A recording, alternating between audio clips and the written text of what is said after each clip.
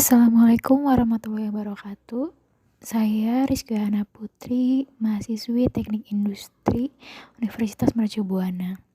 Di sini saya akan mempresentasikan proposal skripsi dengan judul Analisis Pemilihan Unit Bulldozer Kapasitas kurang lebih 60 ton berdasarkan perhitungan biaya tahunan di PT SIS. Dalam kali ini saya akan membahas 3 pokok bahasan. Yang pertama yaitu pendahuluan, yang kedua adalah tinjauan pustaka, dan yang ketiga adalah metodologi penelitian. Pokok bahasan yang pertama adalah pendahuluan. PT SIS merupakan salah satu perusahaan besar di Indonesia di bidang pertambangan batubara. Lokasi penambangan yang tersebar di Provinsi Kalimantan Selatan. Pada saat yang sama, perusahaan sedang melakukan pengembangan bisnis di sektor pertambangan. Hal ini dapat terlihat dengan adanya penambahan wilayah tambang daerah Kalimantan Tengah.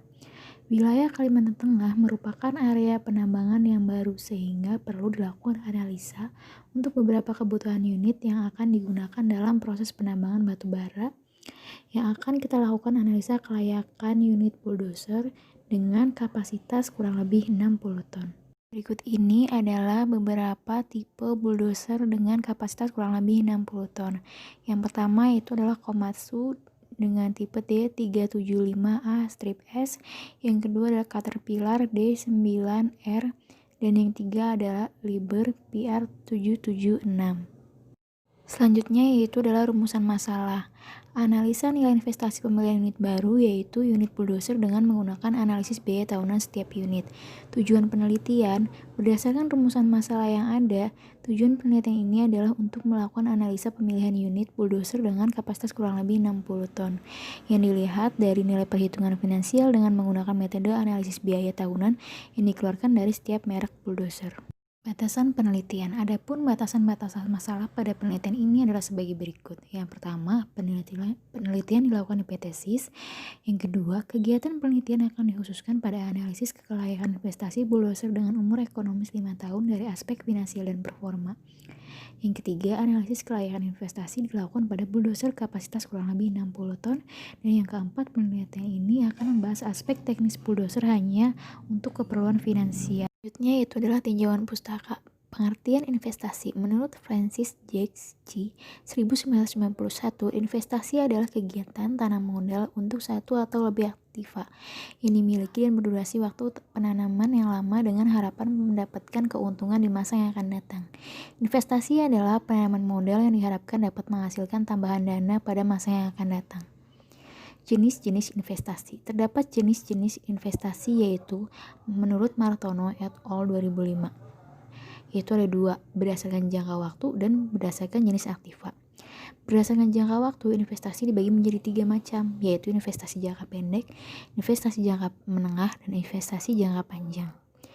Berdasarkan jenis aktiva, investasi dibedakan menjadi 2 jenis, yaitu investasi pada aktiva real dan investasi dalam aktiva non-real. Investasi dalam aktiva real, misalnya investasi dalam tanah, gedung, mesin, dan peralatan-peralatan. Sedangkan investasi dalam aktiva non-real, misalnya investasi dalam surat-surat berharga. Biaya operasional. Menurut Morlock and Edwards 1978, kata biaya menunjukkan biaya tunggal yang berhubungan dengan penyediaan suatu barang atau suatu pelayanan. Secara prinsip, suatu biaya total terhadap masyarakat. Hasil produksi atau pelayanan seperti transportasi dapat ditentukan. Tetapi biasanya kata biaya ini dihubungkan dengan biaya yang harus ditanggung seorang kelompok atau organisasi, dan oleh karena itu berbeda dengan biaya total terhadap masyarakat. Menurut Rahman dan Rahmatang 2012, biaya operasional dibagi menjadi 2, biaya tetap atau fixed cost, yang kedua adalah biaya tidak tetap variable cost. Selanjutnya yaitu fuel consumption. Menurut Christie and Ken 2003, fuel consumption adalah atau model konsumsi bahan bakar merupakan hubungan matematis yang memberikan informasi konsumsi bahan bakar sebagai fungsi kuantitas yang terukur atau terhitung yang biasanya dikumpulkan dari bagian sistem transportasi yang sedang dianalisis. Jenis-jenis investasi. Maintenance dapat didefinisikan sebagai aktivitas yang diperlukan untuk menjaga atau mempertahankan kualitas pemeliharaan suatu fasilitas agar fasilitas tersebut dapat berfungsi dengan baik dalam kondisi siap pakai.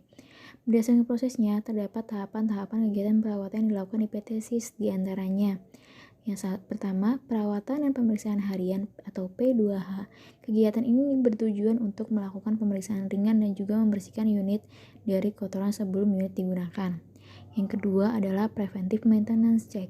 Kegiatan ini dilakukan oleh mekanik spesialis untuk melakukan pengecekan terhadap unit. Kemudian, temuan kendala akan dicatat dan dipersiapkan suku cadangnya terlebih dahulu sebelum memasuki tahap periodic maintenance. Selanjutnya yaitu predictive maintenance atau periodic maintenance. Kegiatan ini merupakan metode maintenance unit berdasarkan anjuran dan guidance dari pabrik merek kendaraan. Acuan yang dipergunakan adalah servis berkala di kelipatan 6000 HM yang sudah menjadi standar perusahaan. Laporan arus kas. Laporan arus kas merupakan revisi dari mana uang kas diperoleh perusahaan dan bagaimana mereka membelanjakannya. Laporan arus kas merupakan ringkasan dari penerimaan dan pengeluaran sebuah perusahaan selama periode tertentu. Bunga, pemakaian uang yang dipinjam sebelumnya. Prinsip dasar penarikan bunga adalah kompensasi dari penurunan nilai uang selama waktu pinjaman, sehingga nilai bunga relatif sama besar dengan penurunan nilai uang tersebut. Oleh sebab itu, seseorang yang membungakan uangnya sebesar tingkat penurunan nilai uang atau inflasi. Bunga sederhana. Menurut Giatman 2006, sistem bunga sederhana yaitu sistem perhitungan bunga yang didasarkan pada besaran pinjaman awal dan bunga periode sebelumnya yang dibayar tidak termasuk faktor pengali. Bunga sederhana dapat dinyatakan dengan rumus I sama dengan P I kali N. Untuk memperoleh nilai dari modal awal yang terakumulasi pada akhir tahun ke N, Fn dapat dihitung dengan cara modal awal atau P ditambah dengan semua pendapatan bunga selama periode waktu N. Dapat dinyatakan dengan rumus berikut. Fn sama dengan P kali 1 ditambah I kali N.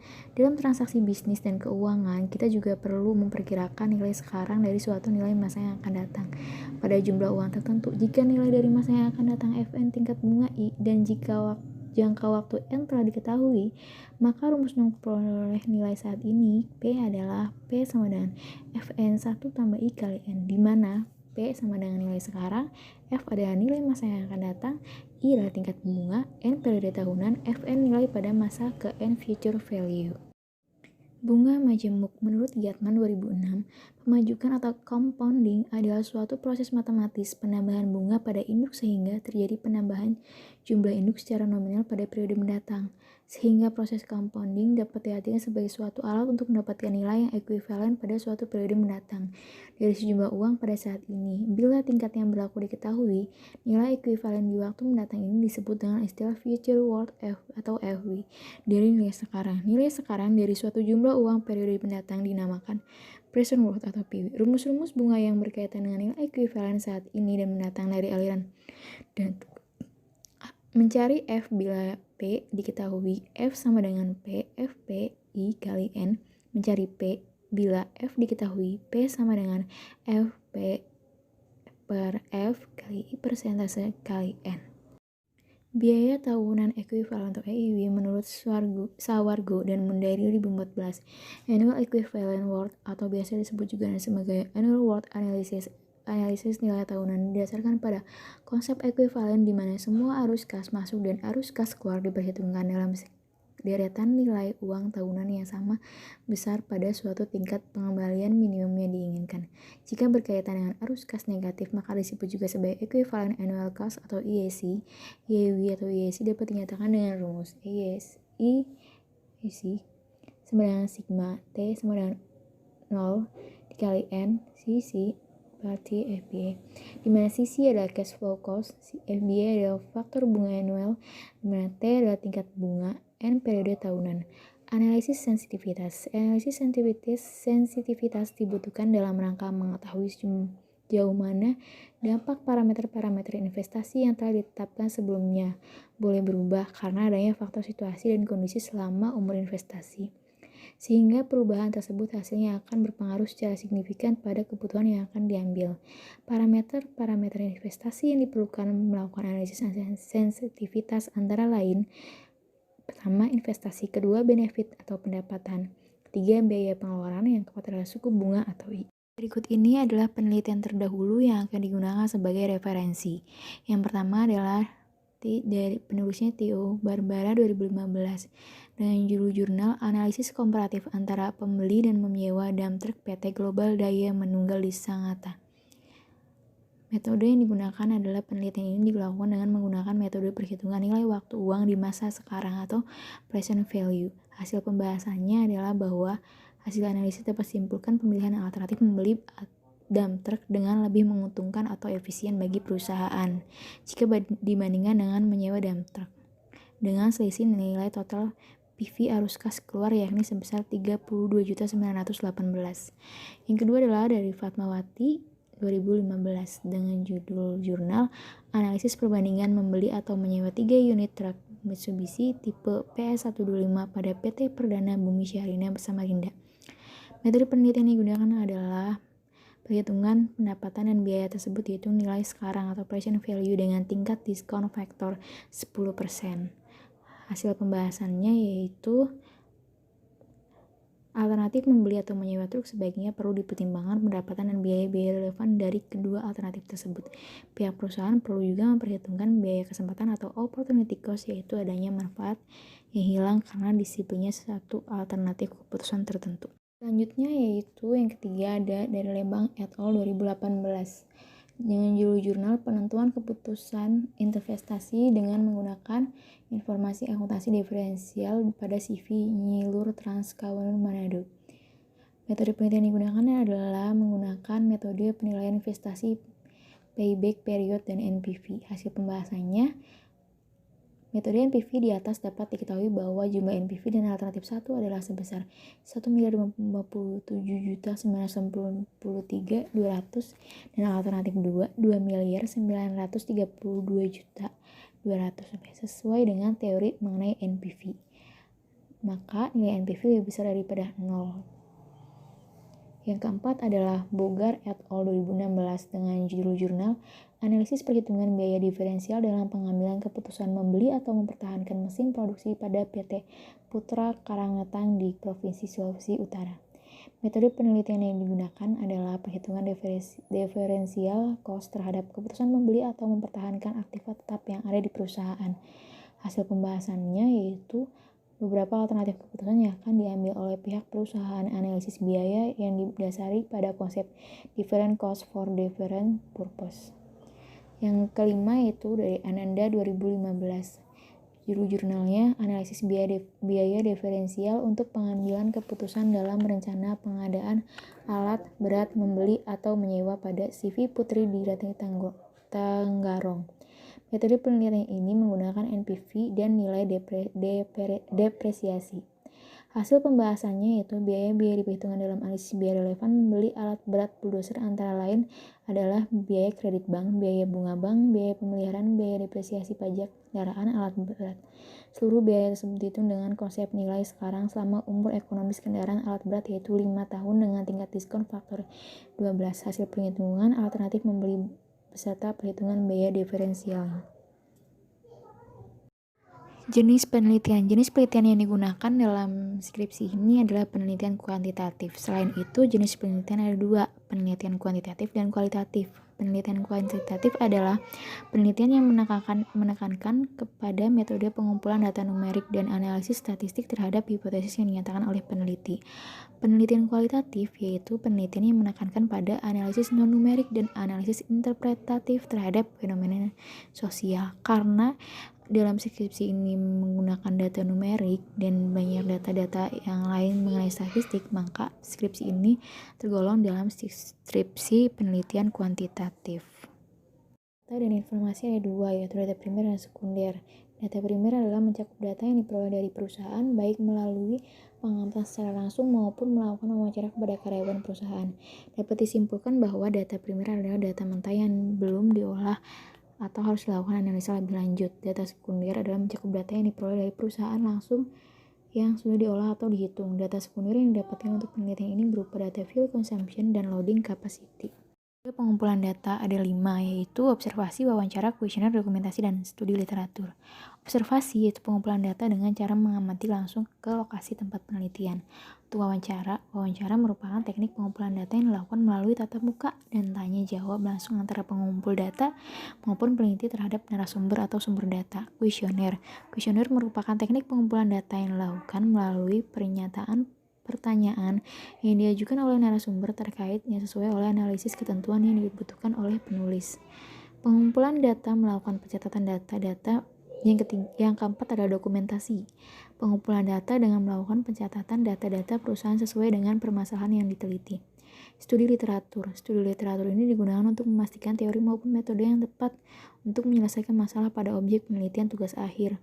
Literatur yang diambil dari jurnal, artikel, dan informasi penunjang lainnya. Data-data terkait mengenai objek penelitian berikut ini. Penelitian pada unit bulldozer yang kapasitas 60 ton. Kedua, spesifikasi unit dari setiap merek bulldozer guna perhitungan fuel consumption dan loading capacity per tahun.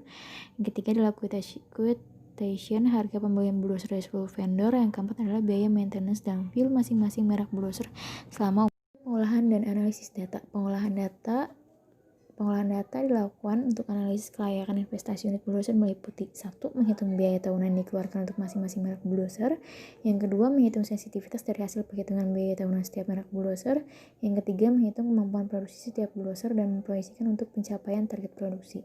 Analisis data itu pada aspek finansial kelayakan investasi ini akan dianalisis dengan menggunakan metode analisis biaya tahunan dengan umur ekonomis.